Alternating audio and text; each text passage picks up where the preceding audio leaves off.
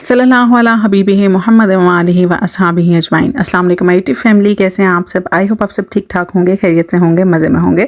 हम भी अल्हम्दुलिल्लाह बिल्कुल ठीक ठाक हैं, खैरियत से हैं। और मेरी दुआ है कि अल्लाह ताला आप सबको शाद और आबाद रखें। जहाँ आप कदम रखें अल्लाह आपके लिए खैर और आसानी का मामला फरमाए, आमीन सुम आमीन।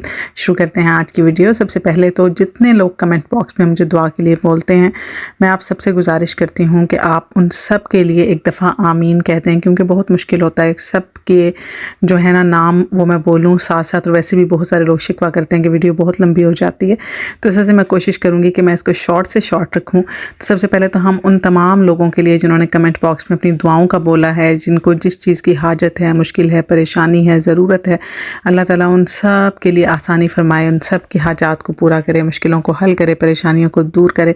जिसको घर चाहिए उसको घर मिले, जिसको औलाद चाहिए औलाद मिले, जिसको जो मसला है, जिसको जो परेशानी है वो हल हो जाए।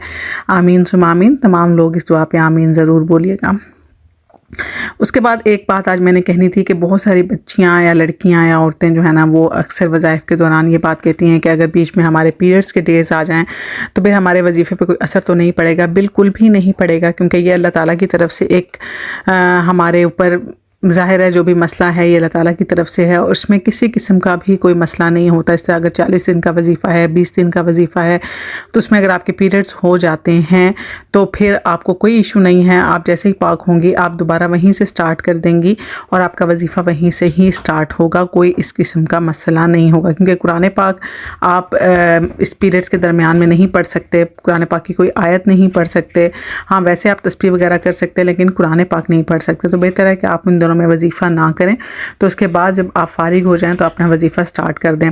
अगर तो वजीफ़ा शॉर्ट हो, जिस तरह हफ्ते का है, 10 दिन का है, 20 दिन का है, तो फिर आप कोशिश करें कि आप उन दिनों में करें जिन दिनों में आपके पास टाइम हो, आपके पीरियड्स डेज़ में टाइम हो तो आप उन दिनों में कर लें। अगर ज़्यादा लंबा वजीफ़ा है 30-40 दिन का या इससे भी ज़्यादा है तो फिर आप बीच में अगर गैप आ भी जाता है तो कोई इशू नहीं होता। लेकिन आप दुरूद पाक हो गया, कुरान पाक की कुछ आयतें हो गई या इस किस्म के वज़ाइफ जो हैं वो आप पीरियड्स के दरमियान में नहीं कर सकते, क्योंकि इस तरह फिर वो वाली बात नहीं रहती जो कि पाकी के दिनों में होती है। आज मैंने आपके साथ एक ऐसी नमाज शेयर करनी थी जो कि इतनी इफ़ेक्टिव है कि आप इसको पढ़ेंगे और जैसे ही आप इसको पढ़ेंगे आपका जो भी मसला, जो भी परेशानी होगी वो हल हो जाएगी। ये नमाज है कुन फ़यकून की नमाज, जिसमें हमारा रब फरमाता है ना कि हो जा और वो हो जाता है। तो यही होगा जब आप इस नमाज को पढ़ेंगे तो आपका रब आपकी इस दुआ को कबूल करेगा और आपका रब इंशाल्लाह उस बात पे बोलेगा कुन, और फिर वो हो जाएगी।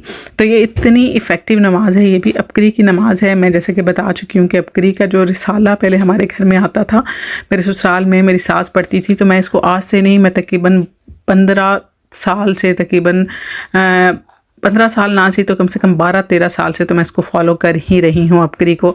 उनके बहुत सारे वज़ाइफ जो हैं वो मैं करती भी हूँ और मुझे इससे बहुत ज़्यादा फ़ायदा भी पहुँचता है। और दूसरी सबसे बड़ी बात ये होती है कि इनके वज़ाइफ की जो है ना वो आम इजाज़त होती है, उसके लिए स्पेशली आपको कहीं से जाके इजाज़त लेने की ज़रूरत नहीं होती।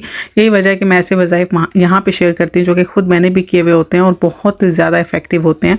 खैर वज़ाइफ तो उनके सारे इफ़ेक्टिव होते हैं, लेकिन कुछ कुछ ऐसे हैं जो कि बहुत ज़्यादा असर रखते हैं। इसी में एक कुन फ़यकून की नमाज भी है। जब भी आपको बहुत ज़्यादा कोई मुश्किल आ जाए, बहुत ज़्यादा परेशानी आ जाए, आपको इमरजेंसी किसी चीज़ की ज़रूरत पड़ जाए, आपको बहुत ज़्यादा मसला हो जाए, कहीं भी आप फंसे हुए हों, तो आपने ये अमल करना है।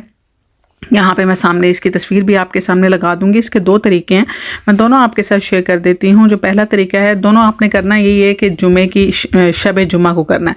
शब जुमा कब होती है? जब जुमेरात का दिन गुजर जाता है तो मगरिब के बाद जो है ना वो जुमे की शब स्टार्ट हो जाती है। तो आपने इशा की नमाज के बाद जो है ना आपने ये अमल करना है। और इसमें यह है कि 4 रकत, पहला जो तरीका है वो मैं बता रही हूँ, इसमें 4 रकत आपने नमाज 2-2 रकत करके अदा करनी है। पहली रकत में सूरह फातिहा के बाद 100 मरतबा व उफ़व्विज़ु अमरी इलल्लाह इन्नल्लाह बसीरुम बिल इबाद पढ़नी है। दूसरी रकत में सूरह फातिहा के बाद 100 मरतबा नस्रुम मिनल्लाहि व फ़त्हुन करीब पढ़ना है। उसके बाद आपने ये 2 रकात मुकम्मल कर लेनी है, इसे आम नमाज मुकम्मल करते हैं। उसके बाद आपने दूसरी रकात जो है 2 रकात स्टार्ट करनी है। उसमें पहली रकत में सूरह फातिहा के बाद अला इलल्लाहि तस्हीरुल उमूर آپ نے یہ والی ایک آیت پڑھنی ہے 100 ٹائمز. اس کے بعد دوسری رکعت میں سورہ فاتحہ کے بعد 100 ٹائم آپ نے اِنَّا فَتَحْنَا لَكَ فَتْحًا مُبِينًا یہ والی ایک آیت پڑھنی ہے. ٹھیک ہے. اس کے بعد کسی سے بات کے بغیر، اس درمیان میں آپ نے بات نہیں کرنی، کسی ایسی جگہ پہ پڑھیں جو بہت پرسکون سی جگہ ہو، آپ کی پوری توجہ آپ کے عمل کی طرف ہو. آپ نے 100 مرتبہ استغفر اللہ ربی و اتوب الیہ پڑھنا ہے. اس کے بعد آپ نے سجدے میں چلے جانا ہے اور سجدے میں سر رکھ کے 100 ٹائمز آپ نے غفرانک ربنا و الیک المصیر پڑھنا ہے. اور اسی سجدے میں آپ نے سر اٹھانے سے پہلے آپ کی جو بھی دعا ہے، جو بھی حاجت ہے، اس کو آپ نے اللہ تعالیٰ سے مانگ لینا. انشاءاللہ آپ کی جو بھی دعا ہے، جو بھی حاجت ہے، جو بھی ضرورت ہے، آپ کے سر اٹھانے سے پہلے انشاءاللہ پوری ہو جائے گی. آپ دیکھیں گے 48 آورز کے اندر آپ کا جو بھی مسئلہ، جو بھی پریشانی ہوگی وہ حل ہوگی. اسی طرح دوسرا طریقہ اس کا یہ ہے کہ 2 رکعت، اس میں آپ نے صرف 2 رکعت پڑھنے ہیں. جو پہلے والا میں نے آپ کو بتایا اس میں 4 ہیں، اس میں 2 رکعت صلاۃ الحاجت آپ نے پڑھنی ہے. پہلی رکعت میں سورہ فاتحہ بسم اللہ کے ساتھ آپ نے پڑھنی ہے اور 10 بار سورہ کافرون آپ نے بسم اللہ کے ساتھ ہی پڑھنی ہے. ٹھیک ہے. اور اسی میں دوسری رکعت میں سورہ فاتحہ بسم اللہ کے ساتھ اور اس کے بعد 11 بار سورہ اخلاص بسم اللہ کے ساتھ پڑھنی ہے. اس میں بسم اللہ مس نہیں کرنی ہے آپ نے. اس طرح باقی نماز جو ہے وہ آپ نے معمول کے مطابق پڑھ لینی ہے. اس کے بعد سلام پھیرنے کے بعد آپ نے سجدے میں چلے جانا ہے اور سجدے میں آپ نے یہ سارے جو ہے نا کلمات پڑھنے ہیں. سبحان اللہ والحمد للہ ولا الہ الا اللہ واللہ اکبر لا حول ولا قوت الا باللہ العلی العظیم 10 بار. اس کے بعد اللہم صلی علی محمد کما تحب وترضی له 10 بار. اس کے بعد ربنا آتنا فی الدنیا حسنۃ وفی الآخرۃ حسنۃ وقنا عذاب النار 10 بار. یا ارحم الراحمین 10 بار.